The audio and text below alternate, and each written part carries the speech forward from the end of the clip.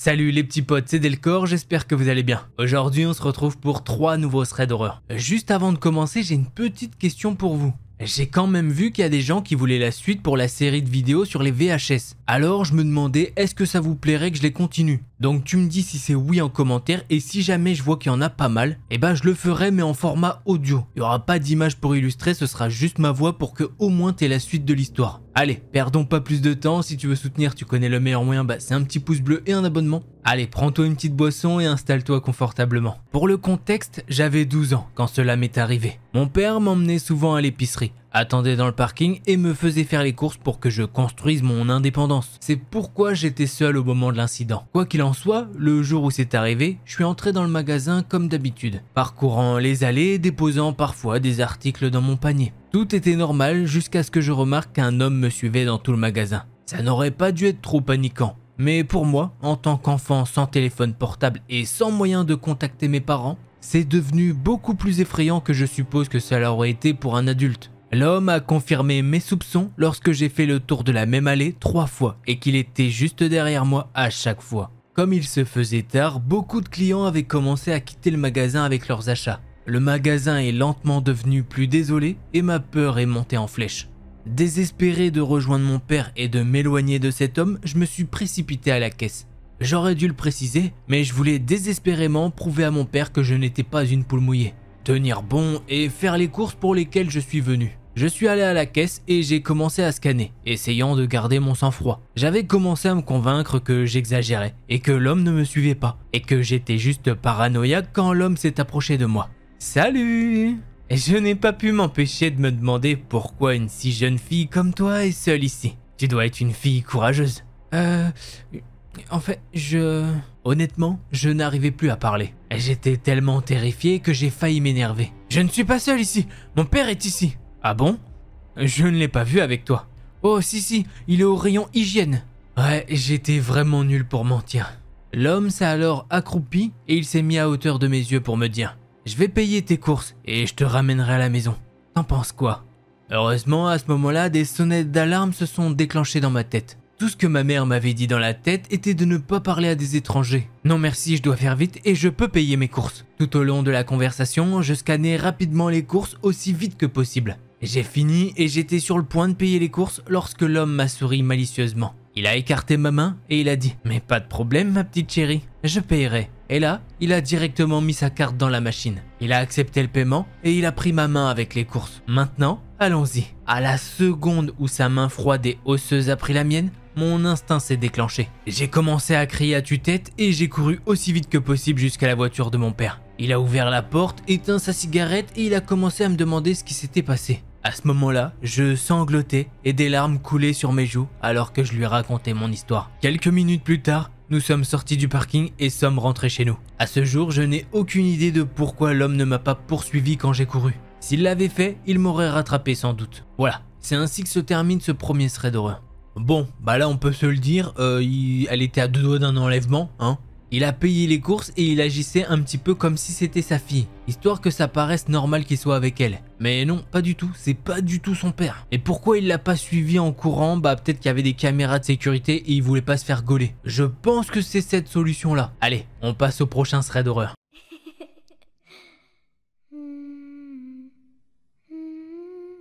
Alors pour ce deuxième thread d'horreur, c'est la même formule. Je vous lis ça tranquillement. Je me présente, je m'appelle Rose, je suis une fille et je suis mineure. Il m'est arrivé un truc de malade. En gros, aujourd'hui, avec ma mère, c'était une journée normale. Tout commençait bien, tranquille. Avec ma mère, on a un chien et on a l'habitude de se répartir ses promenades une fois chacune. Et arrivé le soir, c'était à moi de le promener. J'ai pas forcément peur de base, car c'est un petit village où il y a que des vieux et très peu de jeunes. Donc je sors de chez moi et je commence à promener mon chien dans ma rue. Comme tout le temps, je suis dans une rue basse avec une église. Et juste au-dessus, il y a une autre rue. D'un coup, mon chien a commencé à contracter les muscles, à s'arrêter et surtout à montrer les crocs. Chose qu'il ne fait jamais. C'est une crème ce chien. Du coup, je regarde là où il fixe et je vois un mec avec un sweatshirt blanc en train de se faire kidnapper par des mecs habillés en noir. Ils étaient 2 et ont forcé le mec en blanc à rentrer dans la voiture. Mais ils ont vu que j'étais là. Et surtout que j'avais assisté à cette scène. Ils n'ont pas cherché à m'intimider, ils sont rentrés dans la voiture et ont continué leur route. Donc je monte dans la rue au-dessus complètement choqué. Et puis leur voiture passe, s'arrête au parc juste sur le trottoir d'en face. Je les vois dire un truc au mec et ils faisaient des gestes menaçants de la main. La voiture redémarre mais repart en sens inverse. J'ai eu un déclic. Je me suis dit que si je continuais le chemin où j'étais, ils allaient nous kidnapper, mon chien et moi. Alors j'ai fait demi-tour aussi. Je les ai vus redescendre dans la rue où j'habite. Alors j'ai continué sur la rue du dessus. Je les croise encore. Mais surtout, je croise le regard totalement terrifié du mec. Il avait l'air tellement apeuré que j'ai cru faire un malaise en le voyant. Et cette fois, j'ai encore fait demi-tour. Dès que j'ai été hors de leur champ de vision, j'ai pris un chemin avec des escaliers, là où leurs voitures ne peuvent pas passer. Quand je suis retourné dans ma rue, j'ai couru ultra vite jusqu'à chez moi. Mais en fait, mon appart est accessible seulement avec 3 portes. Il y a un portail, puis ensuite on monte une série de petites marches. Là on arrive sur une deuxième porte qui donne sur l'intérieur du bâtiment. Quand on franchit cette porte, on tombe nez à nez avec l'appart de ma voisine. Ensuite on monte un dernier escalier et enfin c'est mon appartement. Mais revenons un tout petit peu en arrière. Quand je suis arrivé à mon portail, j'ai pas cherché à monter de suite. J'ai surtout cherché à me cacher. Je me suis mis à terre derrière mon portail et j'ai attendu 1 à 2 minutes avec ma mère au téléphone. Quand j'ai été sûr qu'il n'était plus dans la rue, j'ai vite monté les marches des escaliers.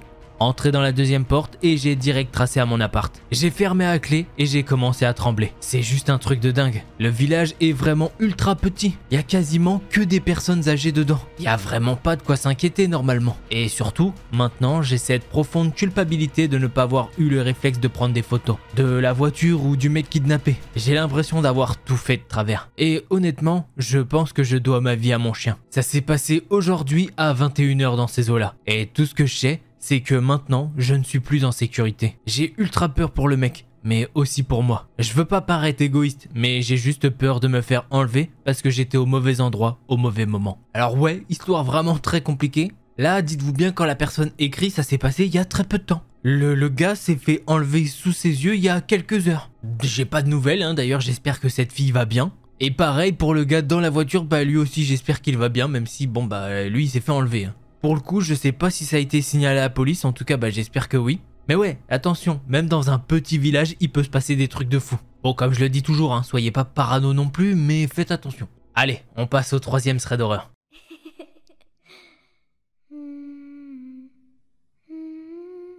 Alors, pour ce 3e thread d'horreur, déjà, faut regarder que t'aies bien mis le pouce bleu. Ah oui, tant qu'à faire. T'en as déjà vu 2, t'es en train de kiffer et tout, donc vas-y, hésite pas. Et si t'es pas abonné, n'hésite pas à le faire. Allez, je te raconte tout ça. Il y a environ 3 semaines, j'ai pris connaissance de lettres particulières livrées à ma porte par un expéditeur non identifié. La première lettre contenait des photographies de moi à l'intérieur de ma propre maison. Après un examen plus approfondi, il est devenu évident que ces photos avaient été prises de l'extérieur de mes fenêtres, comme en témoignent les empreintes de pas boueuses et la saleté perturbée entourant la zone. Naturellement, j'étais extrêmement alarmé et j'ai rapidement contacté la police. Malheureusement, comme il n'y a eu aucun incident antérieur pour leur fournir des pistes, ils ont rejeté mes préoccupations et m'ont qualifié de foufou. Malgré la mise en place de caméras de surveillance dans les jours suivants, j'ai découvert que j'étais toujours photographié, mais le coupable restait invisible sur les images. Curieusement, l'agresseur semble être au courant de mes actions, car le lendemain du repositionnement des caméras pour capturer leur présence, j'ai reçu une autre lettre. Cette fois, la lettre contenait non seulement des photos de moi en train de dormir, mais aussi une note effrayante. La note disait « Bonjour Jason,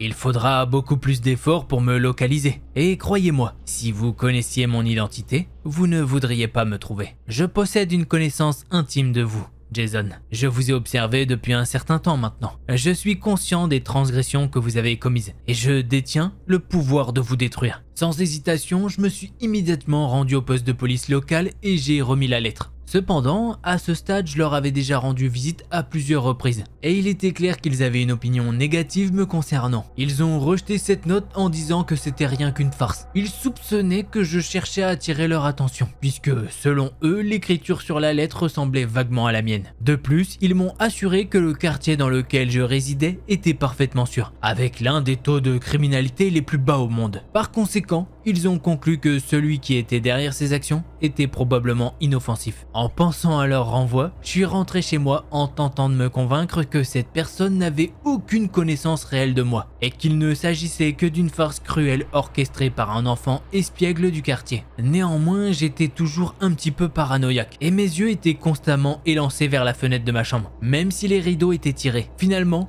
l'épuisement a pris le dessus et je me suis endormi. Mais ce qui m'attendait le lendemain matin m'a terriblement effrayé. Comme c'était mon habitude, au réveil, j'ai procédé à vérifier la porte d'entrée pour tout courrier. Et à ma grande surprise, j'ai découvert un petit paquet qui m'était adressé. En l'amenant à l'intérieur, je l'ai déchiré avec impatience, seulement pour trouver une collection de photos recouvrant les 5 dernières années de ma vie. Alors que j'examinais les photos, mon inquiétude initiale s'est transformée en pure horreur. Parmi les images, il y avait des représentations de moi dans des situations compromettantes, comme être nu ou faire vous savez quoi avec mon ex-petite amie Jane. Les photographies étaient accompagnées de screenshots imprimés de messages textes qui ont été photoshopés m'incriminant. À côté de ce petit paquet de documents pénibles, se trouvait un autre paquet, plus petit, bien emballé. Il comprenait une note et une adresse. La note indiquait « Livrez ce colis à l'adresse indiquée ». Sinon, j'exposerai ces photos à votre famille, à vos amis et à toute la ville, révélant à quel point vous êtes vraiment une personne honteuse. Tremblant de peur, j'ai ramassé le plus petit paquet qui était doux,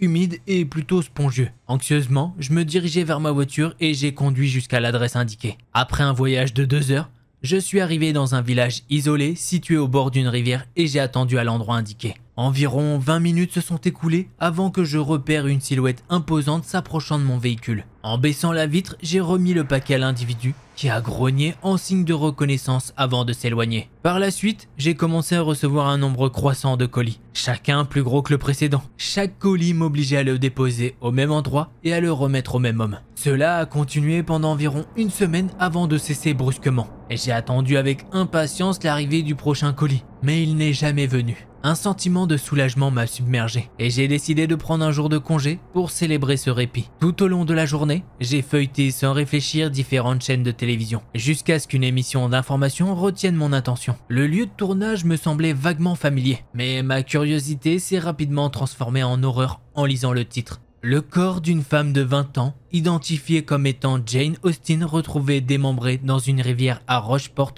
dans le Missouri. Et voilà, c'est ainsi que se termine ce thread d'horreur. En gros, il se pourrait bien que notre petit gars là vient de transporter le corps de son ex-petite amie. Autant vous dire que là c'est un thread d'horreur niveau next level quoi. Sachant qu'en plus maintenant il est complice du truc. Je sais pas ce que vous en pensez, n'hésitez pas à me le dire en commentaire. J'espère que ces 3 threads d'horreur vous ont fait plaisir, si c'est le cas tu connais un petit pouce bleu, un abonnement. Allez, c'était Delcor, en attendant la prochaine vidéo, portez-vous bien, tchuss les petits potes.